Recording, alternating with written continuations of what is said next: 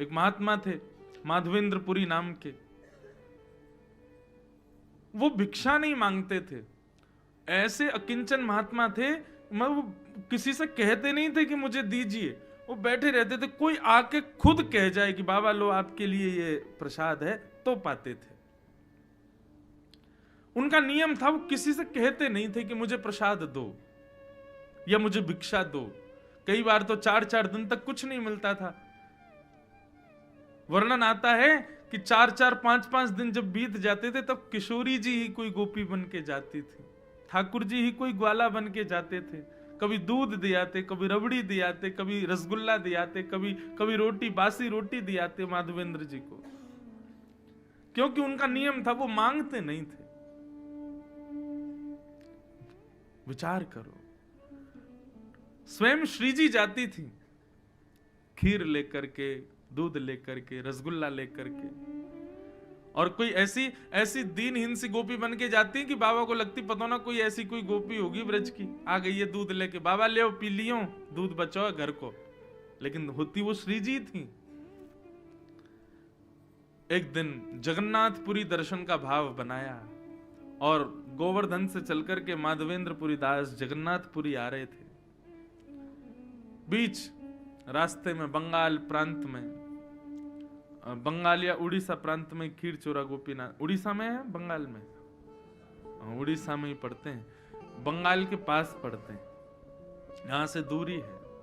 खीर चोरा गोपीनाथ, उनका नाम तो गोपीनाथ ही था, खीर चोरा तो बाद में पड़ गया।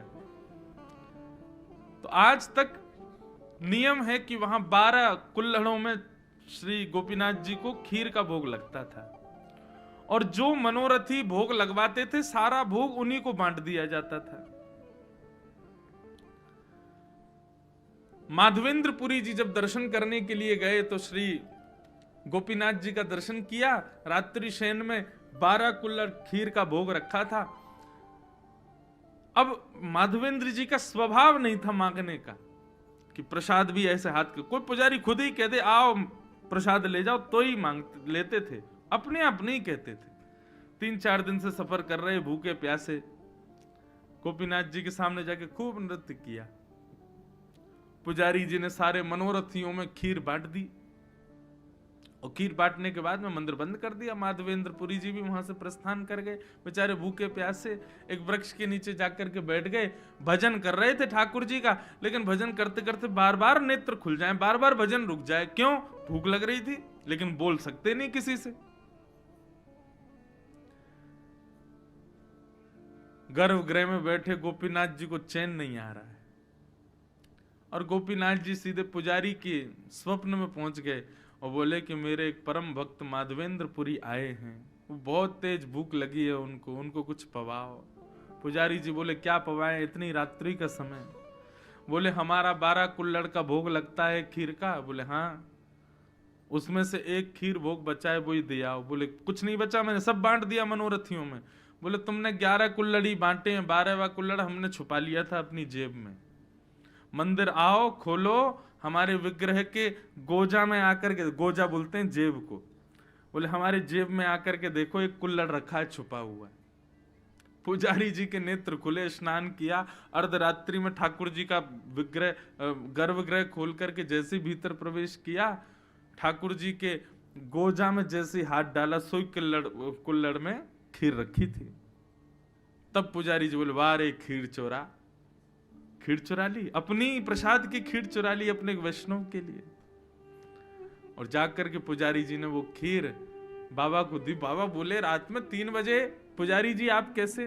तब पूरा वृत्तांत बताया। बोले कि रोज ठाकुर जी का भोग लगता है और मनोरथियों में बांटा जाता है, लेकिन आप अकिंचन हो, किसी से मांगते नहीं। अब ये बात किसी को नहीं पता थी, लेकिन पुजारी बता रहा तो माधवेंद्र जी रोने लगे, आपको कैसे पता मैं किसी से नहीं मांगता? बोले ठाकुर जी बता रहे थे।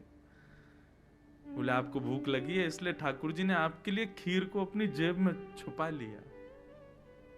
फिर कहां भूख लगनी थी, रोते रहे विरह से। बोले नाथ आपको पता है मेरा भाव, आप जानते हैं मुझको, मुझे इसी बात से इतनी प्रसन्नता है कि आप मुझे जानते हो। तब से गोपीनाथ जी का नाम पड़ गया खीर चोरा गोपीनाथ। अपने वैष्णव के लिए ठाकुर जी ने खीर चुराई। तो नियम इसलिए है ठाकुर जी का कि कोई प्रेम लक्षणा भक्ति से तोड़ के दिखाए।